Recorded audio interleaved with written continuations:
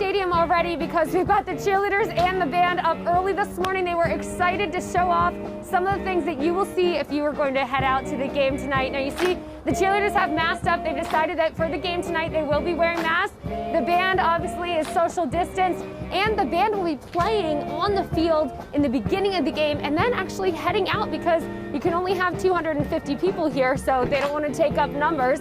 Each player will be allowed to have a parent or two here, and you can see here, now we're sitting on some blankets because the seats are wet, but they're marked off here for social distancing purposes where you can sit, and President Tim Hamer is sitting 6 feet away from me. Good morning, welcome. Good morning, Tim. Tell us, I know this is actually a big fundraiser for this school, typically a football game. You charge $5 to get in. That's not going to be happening this year. How much are you missing out on, and what are you going to do about it? Well, the first thing is that we're celebrating being back together. So, you know, we're following the governor's mandate, 250 people maximum here in the stadium. So we offered a platform, pay-per-view, to really get people to tune in, not just from the local area, but all over the country, to help bring in the revenue that we're losing because we can't sell concessions and tickets like we normally do. Normally, these stands are full of, 1,500, 2,000 people a game. And as a Catholic school, obviously we fund entirely our own operation. So that's an important revenue stream and a loss for us. So we're trying to encourage people to support our athletic program virtually by buying a pay-per-view ticket to this game and the rest of them for the year. Nice. So this side of the stadium hopefully will be filled with each seat that is 6 feet apart, and then the other side will have no fans, no visiting fans here. But again, as Tim was just saying, normally it's $5 to get in, it's $4 to watch that special live stream of the game tonight. In Lancaster, Katelyn Smith, WGAL News 8. We already have people here going through security this morning, getting all those carry-on bags checked. And this morning, it looks like your typical morning here at the airport, but this scanner on the right-hand side here that says Smith's Detection, it was actually just installed yesterday. And the difference between this and your average scanner through this carry-on area is that it sees a 3D image. So that allows TSA workers, when they're looking through the monitor on this device, to be able to rotate the image so they can see all sides of it to give them a much better look to make sure that nothing inside has been tampered with. So when you're going through security here, you still have to have, we just heard the announcement over the loudspeaker actually, you still have to have your tickets out, you still have to take your shoes off, but you will no longer, if you're using that machine, have to take your electronics out of your bag, so it will make the process a little bit faster, and it's also safer, especially amid a pandemic. That means that there'll be fewer bags that need to be opened. And so that means that TSA officers won't be going inside bags. And so that's a good thing because it's fewer touch points all the way around. TSA purchased 300 of these 3D scanners. Most of them are at larger airports, but this one here is now at HIA, and it will be used in about 2 weeks when workers are able to get passengers going through this lane. They say it will be faster and safer, as we've been mentioning. Live at HIA, I'm Katelyn Smith, WGAL News 8. Good morning. We've got all kinds of ideas and reminders for you. So first and foremost, the CDC says it's probably a safe bet to maybe skip trick-or-treating this year. And it does have some recommendations, maybe some games to play within your own household or outside where you can safely socially distance and wear masks if necessary. So we set up some pumpkin tic-tac-toe here, one idea. If you draw a spider web, you could do maybe a, pin the spider on the web here. And also, if you find some of those pumpkins with the long stems on them, you can do maybe pumpkin ring toss. I need to practice this some more. Okay, I got that last one, always with the last one. But if you are gonna go trick-or-treating, because a lot of communities are holding trick-or-treating and it's a voluntary thing, so if you do wanna go, you need that bag, of course, and also bring a flashlight. Police wanna make sure that you're still safe. Maybe bring some of these glow sticks so that cars can see you.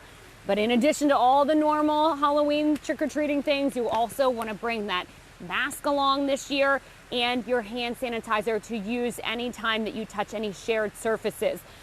Yeah, we just got an update from state police. A lot of new details, including the name of this person, Gregory Kalinyak. They say he is 51 years old from Gaithersburg, Maryland.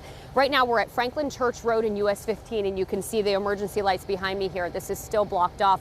This whole thing started before midnight, though. It was about 10 minutes till midnight when police say they got information that Mr. Katelyn was a suicidal man and was driving a Chevy pickup truck here on 15. They tried to pull him over. They say he did not stop. A police pursuit began after that. Police eventually used spike strips to stop his vehicle, but they say when he stopped, he got out of the car and started firing at officers. He even hit one of the police cruisers. No officers were hit, but then he took off into the woods, according to police. Officers continued to chase him and exchange gunfire with him. This was about 12:20 in the morning then. Police didn't actually get him until about 2:30 in the morning, but say they were able to take him into custody at that point peacefully. Here's what police had to say about it all. It just shows the dangers of our jobs. I couldn't imagine who did all this. A man from Oklahoma was speechless. Well, Almost you heard him there a speechless. little bit. Yeah, and man, I love that accent. That parade of cars, dozens of vehicles deep, it all showed up to help him celebrate his 100th birthday from a safe distance, of course.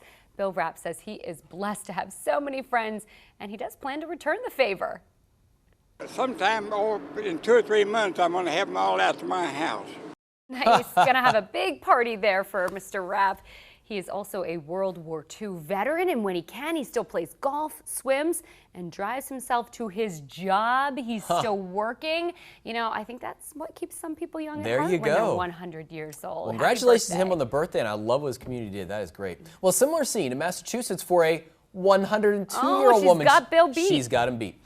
Agnes's 25 great-great-grandchildren organized this parade to pass by her home in Boston. Both really great events. Nice Wonderful signs to see. there, Absolutely. yes. Well, a long-awaited sequel that was supposed to premiere in theaters today will be available in a different way. Trolls World Tour will be on demand. It costs $19.99 to rent, I guess when you consider movie theater fees. Yeah, right. And it will be released on streaming platforms like iTunes and Amazon sometime this afternoon. This is the first time that Universal's rolled a new movie out like this. Its other newer movies are also available to stream. The Denver Ephrata Rotary Club in Lancaster County is serving free breakfast to truck drivers this morning as a thank you for their work during this crisis. Hot breakfast is being served from 6:30, so starting about 15 minutes, until 11 this morning at Den Tech Industrial. That's on Reading Road in Denver. The Rotary Club says it is the least it can do to help truckers who can't stop at many of the places they would normally eat because most of them are closed. Time for WGAL News 8 to go. It's all the news and weather in the next 10 minutes that you need to start your day. And we begin with those 13 additional counties in western Pennsylvania that will move to the yellow phase tomorrow. They will be joining 24 counties that also partially reopened last week. Some county leaders, though, in the Susquehanna Valley will direct businesses to reopen tomorrow in spite of the governor's stay-at-home order. Lancaster County is among them. WGAL News 8's Shannon Murphy is here with the plan. Shannon, good morning. Good morning. Dauphin County will no longer move to yellow tomorrow. Commissioners want to restore the local economy and allow businesses to resume while adhering to CDC guidelines. So they're forming the Reopen and Restore Dauphin County Task Force. It will include 3 advisory teams focusing on business, public health and safety, and social services. Franklin County officials also backed off from partially reopening tomorrow. They had announced they would do so last weekend. An ousted federal official once tasked with developing a COVID-19 vaccine is expected to give a dire warning to Congress when he testifies this morning. WGAL News 8's Jared Hill is live in our Washington bureau with those details. Good morning, Jared. A Berks County firefighter serving on 2 different departments has died. His family confirms it was as a result of COVID-19. Today, Robert Zerman's body went from the hospital to the funeral home. And WGAL News 8's Katelyn Smith takes us to the special remembrance. His family, fellow firefighters, EMTs, and firefighters from other departments all participated in about a 45-minute procession from Lebanon County, ending here in Shillington, Berks County. In Robert Zerman's 49 years, he gave his all, serving as a volunteer deputy fire chief for Western Berks and assistant fire chief for Robezonia Fire Department. He was also an EMT. And realize what it is to be a public servant and the dedication that every one of us puts in every day, puts our lives on the line.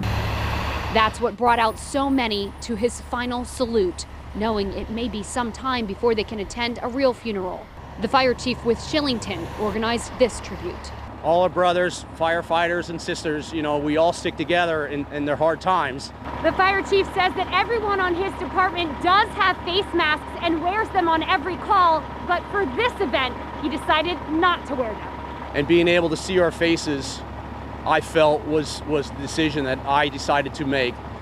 And that's why we went without the mask, but yet we still did the 6-foot distance between us all. His family spokesman says Zerman tested positive for coronavirus after responding to a medical assist call back in March, meaning he was a servant to his community to the very end. His family is planning to have a small gathering to celebrate his life now and a larger one whenever they are able.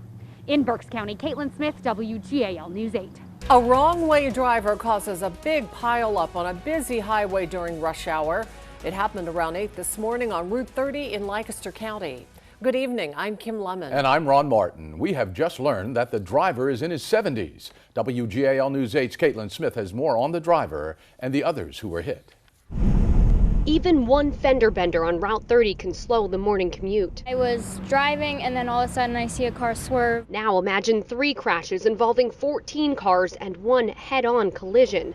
That's what police say happened between East Lampeter and Manheim Township, all because of the man driving this Jeep. The car was coming right at me. It hit me on my left side. I slammed into the car that was beside me on my right.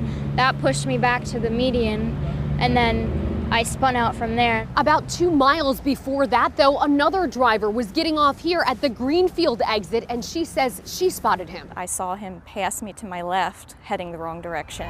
The wrong-way driver and 1 other went to the hospital. Both are expected to recover. It's amazing that he was able to drive such a long distance without having multiple crashes that were serious and involved him and other people. Unfortunately, it did end in the manner that it did, but it could have been a lot worse. I know, I'm blessed. In Lancaster County, Katelyn Smith, WGAL News 8.